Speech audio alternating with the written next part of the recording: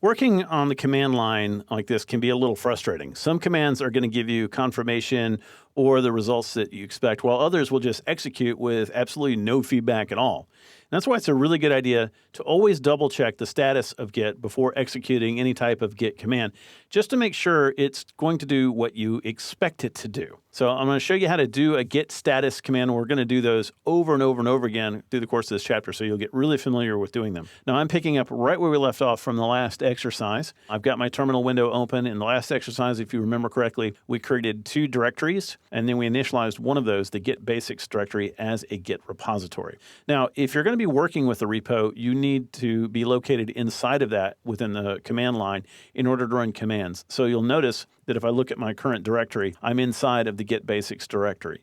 So if you're not inside of your repo, you need to navigate to that before running your status. Okay, so to do a Git status update, you just type in Git and then the word status. So Git space status, hit return. And then Git will tell you the current status of that particular repo. Now you can see we're on the master branch. We only have one branch. We're on the initial commit, which we haven't made yet. You notice right now it says there's nothing to commit.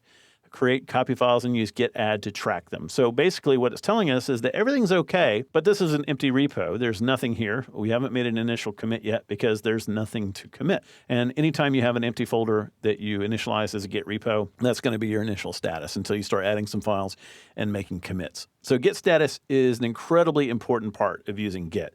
It helps you keep track of the current state of your repo. And really, honestly, one of the best things about it is that it prevents you from running the wrong command a lot of times. So we will be using it before most of the operations that we're going to do in this chapter. So it's a really good idea to get in the practice of using Git status early and often when using Git.